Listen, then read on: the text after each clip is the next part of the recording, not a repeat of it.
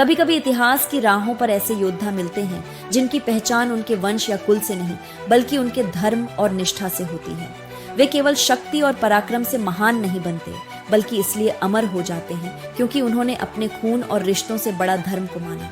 उनका जीवन हमें यह बताता है कि सबसे कठिन युद्ध तलवारों या शस्त्रों से नहीं बल्कि अपने ही परिवार और अपनी ही भावनाओं के विरुद्ध लड़े जाते हैं। वे योद्धा जिन्होंने रक्त के रिश्तों को परे रखकर सत्य का साथ दिया और जिनके हर कदम ने धर्म युद्ध को नई दिशा दी। रामायण के महाकाव्य में भी एक ऐसा ही वीर था। जन्म से वह राजकुमार था किंतु कर्म से धर्म का रक्षक। उसके भीतर साहस था, बल था, पर सबसे बड़ी बात यह थी कि उसका हृदय सदा धर्म की ओर झुका रहा। उसकी गाथा हमें सिखाती है कि सच्चा पराक्रम केवल शक्ति में नहीं बल्कि धर्म के प्रति अडिगता में होता है।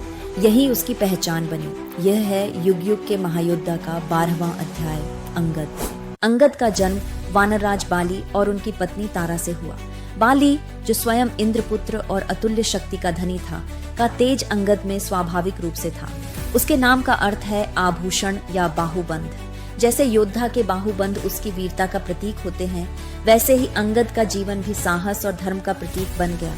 किंतु उसका भाग्य केवल शक्ति से नहीं बल्कि परिवार के संघर्षों से तय हुआ। बाली और सुग्रीव दोनों भाई आपसी वैमनस्य में बंध गए। एक समय बाली मायावी राक्षस का पीछा करते हुए गुफा में प्रवेश कर गया। महीनों बीत गए और बाहर प्रतीक्षा कर रहे सुग्रीव को रक्त की धारा दिखाई दी। उसने समझा कि बाली मर चुका है और उसने गुफा बंद कर दी। वह स्वयं राज्य सिंहासन पर बैठ गया, लेकिन बाली जीवित लौटा। उसने देखा कि उसका भाई गद्दी पर है। क्रोध और अहंकार में अंधा होकर उसने सुग्रीव को अपमानित किया, उसे निष्कासित कर दिया और यहाँ तक कि उसकी पत्नी रूमा को भी अपने अधीन कर लिया। यही बाली का सबसे बड़ा पाप था और यही पाप उसे श्रीराम के बाण तक ले आया। जब श्रीराम ने बाली का वध किया तो मरते समय बाली ने एक प्रश्न उठाया, हे राम, मैंने ऐसा क्या अपराध किया जो आपने मुझे छिपकर मारा?